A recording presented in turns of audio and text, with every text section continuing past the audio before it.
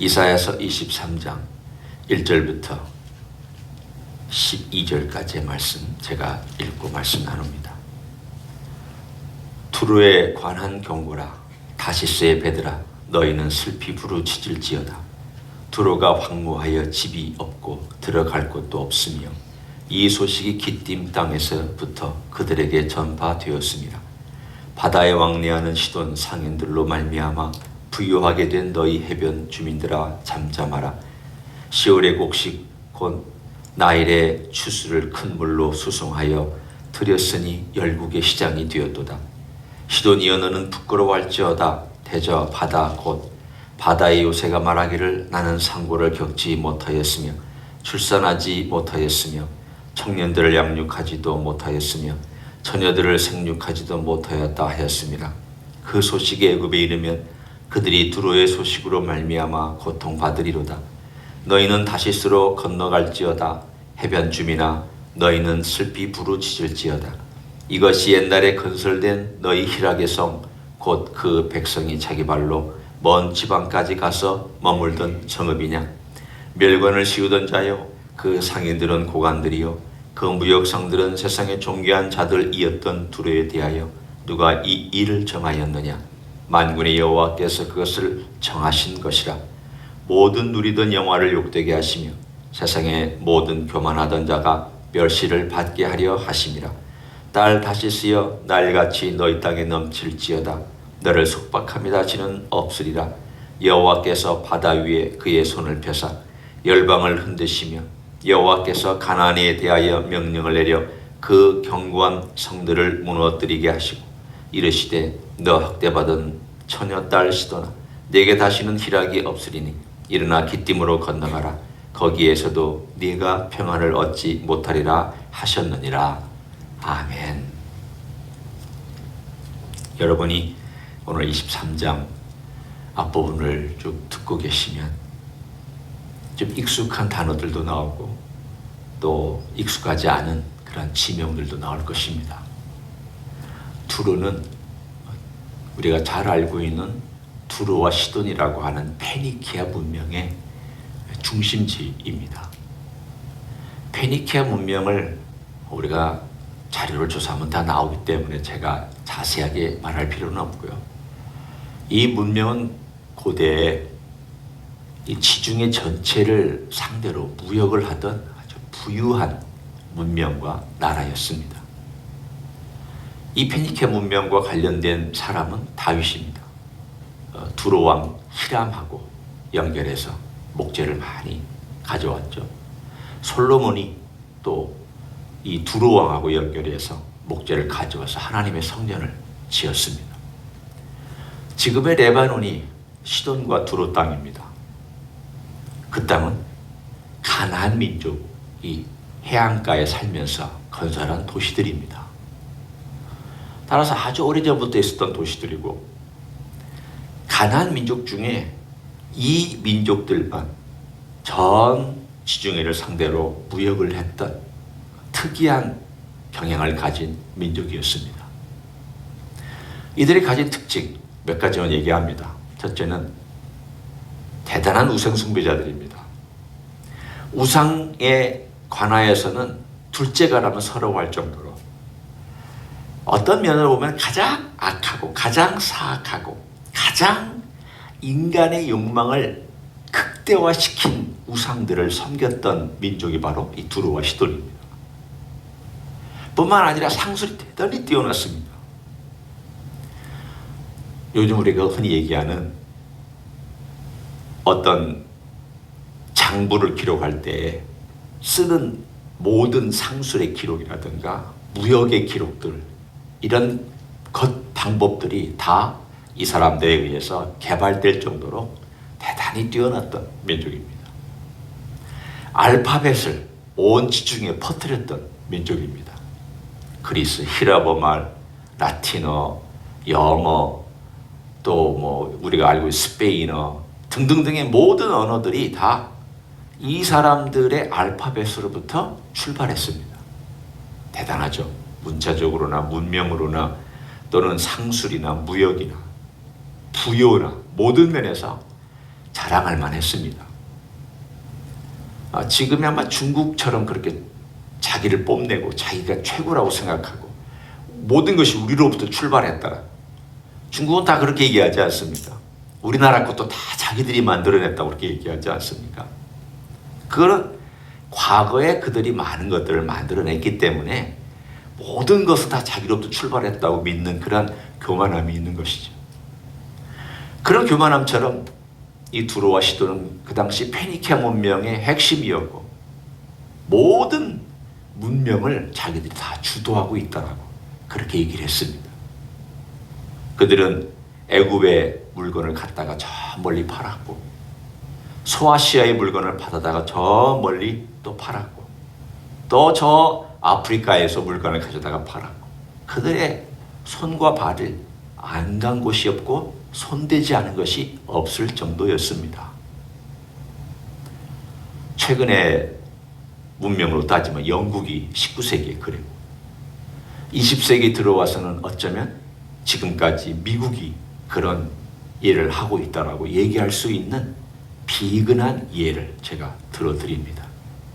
그러면 그 당시에 이 페니키아 문명이 18세기, 19세기 영국과 견줄만 했고 지금의 미국과 견줄만 했다면 대단했겠다.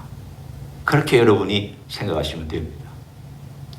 이 도시들은 지중해에 걸쳐서 많은 식민 도시를 만들었고 거기에 왕들을 세우고 오늘 본문에 있는 그대로입니다. 왕들을 세우고 그들이 그 식민 도시를 중심으로 무역을 했던 이야기를 하나님께서 쭉 이사야를 통해서 말씀해 주셨습니다. 이 정도 되면 자랑할 만합니다. 이 정도 되면 교만할 만합니다.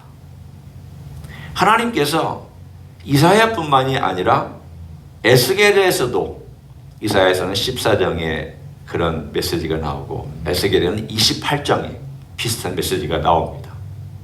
그 비슷한 메시지가 두로에 관한 메시지입니다. 28장에 에스겔에서 28장.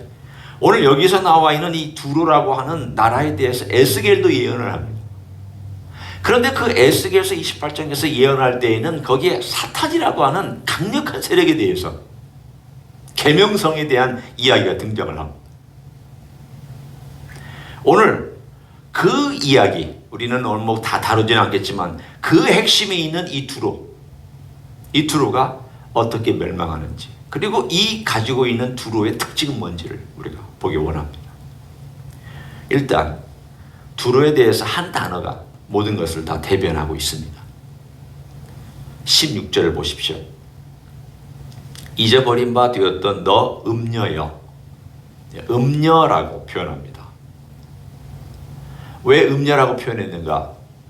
하나님께서 이 나라를 보실 때 가장 음란한 문화를 자랑하고 있었기 때문입니다. 쉽게 얘기하면 하나님께서 하지 말라고 하는 건 다 하는 민족이었고 그런 문화였고 그런 문명이었습니다. 돈자랑, 쾌락자랑, 소유자랑, 자기가 똑똑하다는 자랑. 하여튼 이 인간이 자랑할 수 있는 것들을 다 자랑하고 있었던 그 민족과 나라와 문명에 대해서 하나님께서 한마디로 음녀라는 단어를 썼습니다. 하나님께서 이 단어를 쓰실 때에는 바벨론 그리고 두로 같은 이 문명에 쓰고 계시는 것을 볼 수 있습니다. 그러면 왜 하나님께서 이들을 심판하시느냐? 어떻게 생각하면 우리는 그런 나라들은 정말 우리하고는 상관이 없지 않습니까? 너무 시기적으로도 옛날이고 지리적으로도 전혀 익숙하지도 않은 여러분이 레바논이라는 나라 익숙하십니까? 오늘 본문의 기띔이라고 구브로 혹은 키프러스, 사이프러스라고 하는 그 나라에 대해서 익숙하십니까? 다 이 두로와 시돈이 세운 식민지였고 또 교역하던 그러한 섬나라들 이런 곳이었습니다. 하나님이 이런 것들에 대해서 이렇게 말씀하십니까? 들으라는 겁니다. 뭘 들으라는 거냐? 이 시대에도 두로와 같은 민족이 있고 두로와 같은 나라가 있고 두로와 같은 문명이 있고 두로와 같은 정신이 있고 두로와 같은 태도가 있고 삶의 스타일이 있으니 들어라. 내가 어떻게 하는지 들어라. 뭘 들어야 되느냐? 오늘 하나님께서 9절에 이렇게 말씀하고 계십니다. 만군의 여호와께서 그것을 정하신 것이라. 모든 누리던 영화를 욕되게 하시며, 영화는 욕되게 되고 세상의 모든 교만하던 자가, 가장 교만했던 자가 멸시를 받게 하신다. 하나님께서 하시는 방법이, 하나님께서 이 모든 역사의 주관자로서 행하시는 일이 교만한 자를 낮추시고 그리고 겸손한 자는 높이시는 그 하나님의 통치의 방법에 대해서 오늘 우리들에게 툭 하고 이사야는 던져주고 있습니다. 구약의 여인이 부른 노래와 신약의 또 다른 여인이 부른 노래가 있습니다. 하나는 한나의 노래가 사무엘상 2장에 나오고, 또 하나는 마리아의 찬가가 누가복음 1장에 나옵니다. 두 이야기의 공통점은 하나님께서 겸손한 자는 높이시고 교만한 자는 낮추신다는 것입니다. 특이하게 구약의 아름다운 노래와 신약의 아름다운 노래가 여인에 의해서 불려지는데 그 주제는 똑같습니다. 하나님은 아주 하나님을 의뢰하고 따라가는 겸손한 자를 높여주시는 하나님이시고, 하나님을 버리고 자기의 원하는 대로 부와 권세와 능력을 쌓는 자를 낮추시는 것을 그렇게 노래했습니다. 참 어떤 면으로 보면 왜 그게 중요할까? 왜 그것이 메시지가 될까? 그 한나의 노래는 사무엘을 먼저 염두에 둔 노래이기도 한 것 같습니다. 그러나 이 사무엘의 모습은 뭘 보여주고 있는가? 예수 그리스도의 모형입니다. 엘리 집안의 화려함, 엘리 집안의 명성, 엘리 집안의 그 뼈대, 그러나 홈리와 비느하스로 대변되는 그 악한, 하나님을 섬긴다는 모양은 있지만 내용은 하나도 없는 그 악한 사람에 대해서 하나님께서 낮추셔서 그들을 죽이시고 그 가족을 부끄럽게 만들 것이다 라는 예언이고, 또 하나는 사무엘같이 아무것도 아니며 그 집에 사실은 입양되어서 거기서 살고 있는 그 연약한 아이, 아무것도 아니고 그러나 하나님을 의지하고 하나님의 음성을 듣고 하나님 명령을 따르고 어떻게 생각하면 초라한 그 아이가 존귀하게 되어 하나님께 영광을 돌린다는 예언의 메시지입니다. 그러나 이것은 역사적으로 가까운 그 미래에 일어났지만 뭘 얘기하고 있는가 하면 먼 장래에 하나님께서 가장 낮은 자를 통하여 가장 존귀한 일을 이루실 것을 예언하고 있는 내용입니다. 누굽니까? 예수 그리스도에 대한 내용입니다. 마리아의 찬가는 똑같이 얘기합니다. 하나님께서 겸손한 자는 높이시고 교만한 자는 낮추신다는 노래를 합니다. 그 노래는 자기에 대한 노래이기도 합니다. 나같이 아무것도 아닌 여인. 이름도 사실 알아주는 것도, 재산도 돈도 명예도 아무것도 없는 나 같은 이 연약한 여종을, 계집종을 하나님께서 들어서 하나님의 역사와 구원의 역사를 이루는데 사용하신다는 것이 너무 특이하고 놀랍고 상상하지 못할 일이라고 얘기를 합니다. 그러나 동시에 그 이야기 속에는 가장 낮은 자리로 온 메시아께서 어떻게 가장 존귀한 자리까지 올라가는지에 대한 예언의 메시지이기도 합니다. 한나의 노래나 마리아의 찬가나 하나님께서 계속해서 예언서를 통하여서, 선지서를 통하여서 우리에게 전해주신 메시지가 동일합니다. 결국은 이 모든 가장 겸손한 자리에서 하나님의 일을 행하신 메시아에 대한 가르침입니다. 직접적인 가르침은 아닙니다. 그러나 다 거기를 바라보고 있습니다. 자, 우리 메시아 예수님에 대해 얘기를 해봅니다.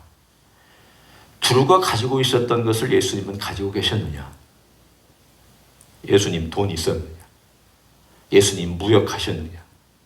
예수님이 식민지를 건설하셨느냐? 예수님이 군대를 가지셨느냐? 예수님이 떵떵거리는 명예를 가지셨느냐?